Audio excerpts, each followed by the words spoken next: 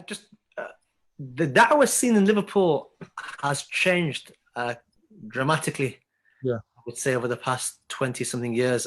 And certainly the time that I've been out of the city, and I would imagine just the past few years, I've managed to, I've come back, so to speak, and there's been a tremendous change in the city, both even with the demographics of the city, but also in terms of the masajid. There's more masajid. There was a time there was only one masjid. Now there are several masajid. Alhamdulillah, the Abdullah Quilya Mosque now has been established, which is an excellent thing as well, part of this revival. I just want to pick your brains on the issue of sectarianism and how you see it in this right now, in the time we're living in right now. Do you mean generally or Liverpool? Let's for the sake of time, let's do a Liverpool, man. I mean, it's probably better to say generally. Like, it's an unfortunate sectarianism is a disease in the hearts of people that have been there from pretty much early days, like from the very beginning. Like soon after the Prophet left this world, and towards the end of the generation of his blessed companions, you start to begin to see differences arise in the appearance of the Khawarij, which haven't left this ummah, like those who rebelled against the authority of the Muslim leader and so on. So from the very beginning, the early stage, you're seeing the appearance of different sects, and it's no different now. But the problem now here is that we live in an age, like what did we call it? Like we said, the light of knowledge in the age of darkness. These truly are dark times. And why did you pick that? Because you when I approached you a few weeks ago, you specifically asked for that title. Can you just help us understand why you picked that title? It's not for nothing. It's because people are so confused. People are so distant from prophecy. Like when we see like protests happening everywhere in the world, we see all of this. It's like people are trying to reach out for something, but they don't know where to look. And we have the light of prophecy. So there's so much darkness, which is a darkness based on ignorance, based on not knowing a person's purpose for being, a purpose for living, not knowing anything about what's real, taking false, and going down a lot of like blind alleyways and not really seeing what you're actually required to do. So there's so much confusion amongst people. And even in the sphere of knowledge, there's so much confusion amongst people.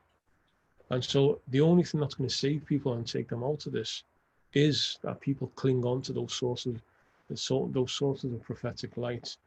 And so when we speak about sectarianism, same thing, there's no difference except for that you've got sectarianism has always existed. It's not a new phenomenon. But now it's become so much more worse because people are in the depths of ignorance, yet at the same time behaving in that manner. Sectarianism is down to the fact that people cannot tolerate and respect different understandings. If you have a true understanding of prophetic guidance, you can see somebody holding a different view. You may well disagree with that, but there's a way of dealing with it. But when you have no understanding, not just about what you're meant to believe and what you're meant to practice and why is he saying that, but also how to deal with it, how to behave. How did the Prophet behave with those who disagreed with him? How did he behave with those that agreed with him? Like, so when you're not seeing from, then it's just all about your own ego, your own passion. Like, you're just being led by yourself.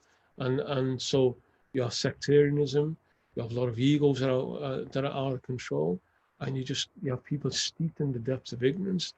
So sectarianism becomes so much. And then the other thing as well, age wisens you up.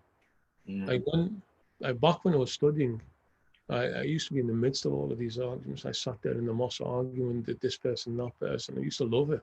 Because it also helped you understand what you're learning. But now, like 20 years on, just a waste of time. It really is just a waste of time. Like getting into these type of arguments and debates and so on, it serves no purpose. Like when you see the depths that people have plummeted to, where a grown man still can't read the Quran. A grown man doesn't know how to wash himself. A grown man doesn't know how to be with people. He doesn't even know how to treat his wife properly. You're a grown adult, you don't know these things. and you want to argue about this group and this sect and that methodology, and you're picking up on that person's argument as though you don't know the first thing about anything. So that we are truly in an age of darkness, and the only light that will shine and help us through that is the light of the Prophet. His light, the knowledge that he left, is the only thing that will pull us out of this. But someone would say that we're now perhaps in a better state than we were 20 or 30 years ago, simply because we've got so many of these courses now, online courses. We've got people now in communities teaching Hanafi fiqh, Shafi'i fiqh, Ash'ari aqidah, Maturidi aqidah, various aspects of spirituality. Some would argue that it's we're in a better position. You can say that, because when you say in a better position, meaning there's more opportunities. Yes, that is the case. So there's no doubt about it. We should appreciate the ni'am of our Lord, the blessing of our Lord. So alhamdulillah, it's all there. But still people they're more interested in making as much money as possible, in getting into arguments after arguments with other groups and so on, instead of just like humbling themselves and saying, I don't know what I need to know, and I need to sit and learn what I need to know. So inshallah, there's always khair. And one of the things, having said all of that, and we're a nation, we're an ummah of the Prophet, and he always had hope. He always had hope. Up until the very last days of humanity, there's always hope. So alhamdulillah, we always have hope.